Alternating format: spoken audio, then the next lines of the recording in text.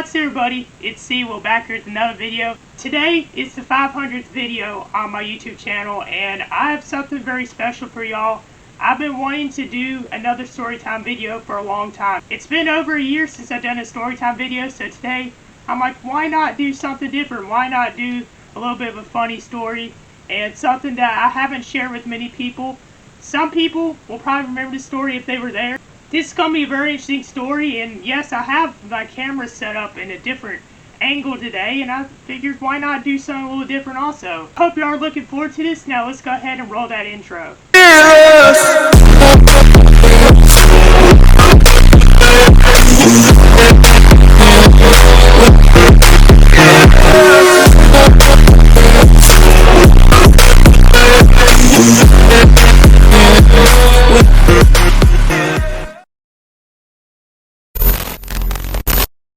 So the story of today's video is something that happened to me when I was in high school at a dance. I was around 16 or 17 years old, so it was around 10th and 11th grade when this happened. I was at a homeschool dance. Now, for those that are not too familiar with homeschooling, sometimes homeschoolers get together for certain activities every once in a while, usually once a month, but mainly traditional sort of things, ballroom dancing or swing dancing, stuff like that. Now, this was like the second or third time I was going to one of these dances. So this particular dance was held at a church in Spartanburg.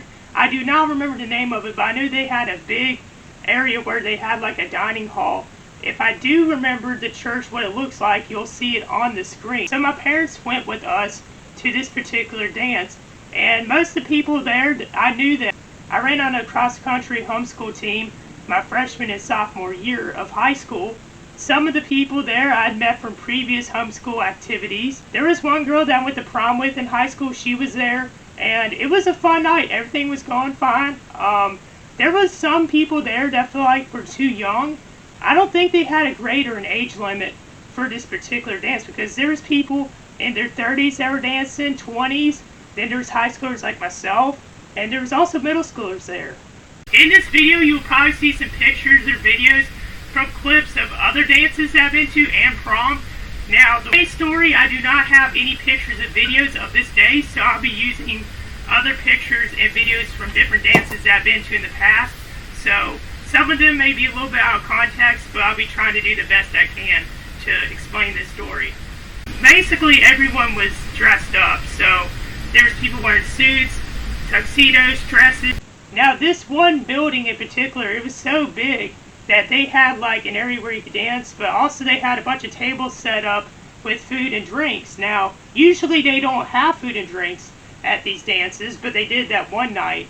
And I think this one night was one of the reasons why they stopped doing that. One thing's for sure, there were some kids there that were goofing around. Maybe around halfway through the dance practice. Usually they last about 2 hours or 2.5 hours, and we were about halfway through. There wasn't many left to do. I just thought I'd sit down and chill.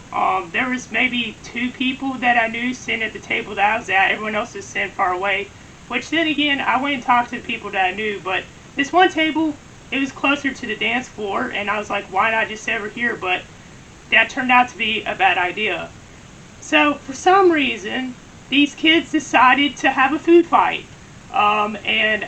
and I was in the crossfire, basically. I was just drinking my water, whatever. I saw they were just acting up, and I wouldn't say to joke around, but they were just causing a little bit of havoc, and just, for some reason, decided to throw dessert at each other. And one of the brownies that they threw, it had icing on it.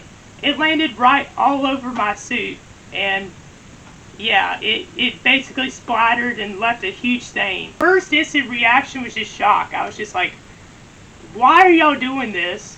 And I was just surprised, because this is supposed to be a dance practice. This isn't supposed to be a food fight. This isn't putting cake on someone's face. They're at a wedding. It isn't anything like that. And it definitely caught me by surprise. And it got all over here, so like right on the white part underneath the suit. Part of the suit got the icing on it. So basically, I was kind of mad at first. Not gonna lie, I was pretty mad at first, but I didn't do anything. I was just like, I was just like this, like, why? Why have y'all done this?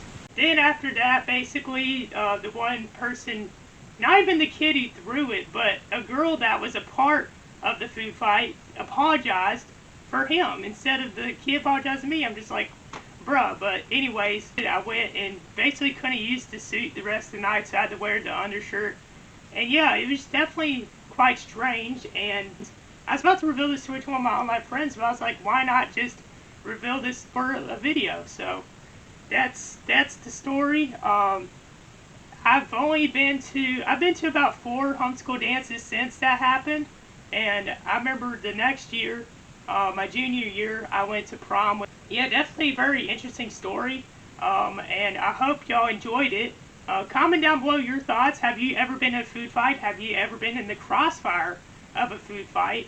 If you want to see more story times like this, comment down below. I'm sure that there's plenty more I could share with y'all that y'all do not know. So I hope y'all enjoyed this. If you haven't yet, please hit that like and subscribe button and turn on those notifications so you know each and every time I upload. And until next time, I'm out. Peace. I don't want to fall back on anything except my faith. Those times of hopelessness, those times when you look in the mirror and you feel like you're a failure. There's times when you feel like you just want to give up. But I promise you this, somehow, some way, it's going to be okay.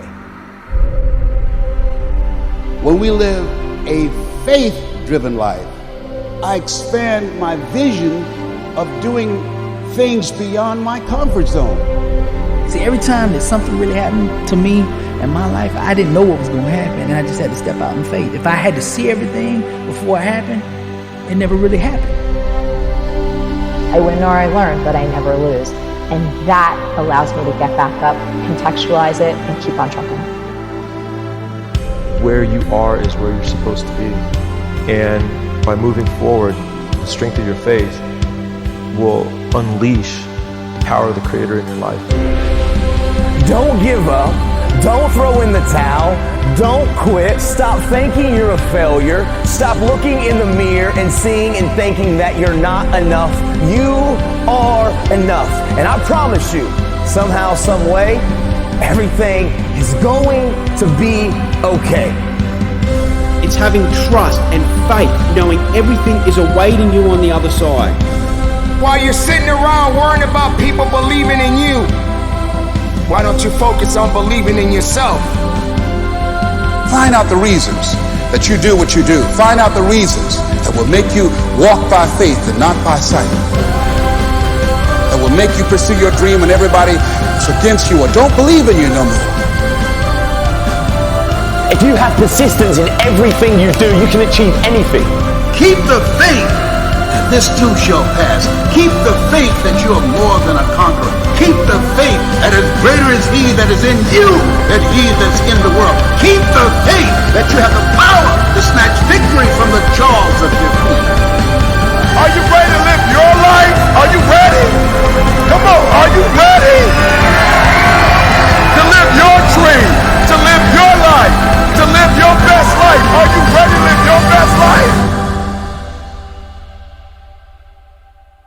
Sometimes life's going to hit you in the head with a brick. Don't lose faith. As long as there's breath in your lungs, there's hope in your heart, don't you dare quit. Because we all struggle. No one is immune to it. Faith don't make it easy. Faith makes it possible.